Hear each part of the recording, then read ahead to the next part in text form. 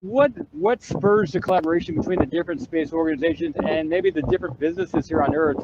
How do they currently work together, or how can they in the future? Or if anyone has a business and they'd like to get involved with the space kind of stuff, I guess if they come up with a certain a beneficial technology, the different corporations will consider adding it to their space program or something like that. But how do the different space organizations here on Earth interact with each other, like the Indian Space Organization, maybe the China one, and NASA, and maybe SpaceX here?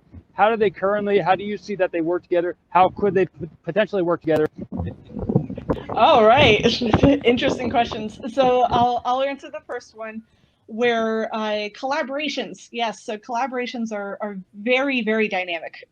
Never a dull day at work for a lot of us NASA folk, because we're constantly chatting with each other. There's always ideas. Whether news media is just like, oh, NASA did this and NASA did that, and maybe it's a slow news day. In behind the curtain, we're in constant chat mode. So I chat with a lot of colleagues internationally, and they work with different space agencies, and it's still very much privacy rules that privacy policies that we would need to have in place. But what's interesting though is that there's a lot of smaller space agencies that are coming up through the ranks, and doing different stuff too. So we no longer feel hardcore competitive anymore, like back in the 60s and 70s. But now it's a matter of like, oh, we specialize in this, and if we wanted a mission like that, we would have that collaboration at the ready and go like, oh, you guys know such and such better than we do. So take, for example, Venus. The US has never landed on Venus, but guess who the prime space agency was that landed on Venus multiple times? It was the Soviet Union. And now their space agency is called Roscosmos. And so Roscosmos is very, very helpful in helping us design our Da Vinci and Veritas missions, and also the German space agency called the DLR, DLRE.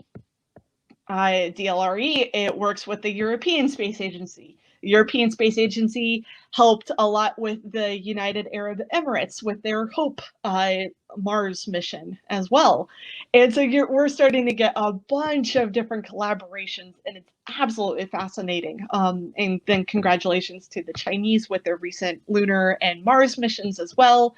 We have the Canadian Space Agency that's really taking a rise in understanding the medical science with astronauts.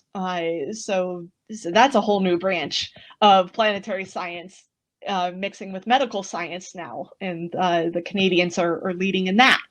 So all these collaborations, it truly boils down to who has the idea, and then it just kind of starts branching out into who can do it. Who can do what? Who could be the facilitator? Who can build the rocket? Who can build the payloads? It's easier if different international partners sponsor or build an instrument to then put on a nice, neatly wrapped package, a payload, and then put it on a rocket and up you go.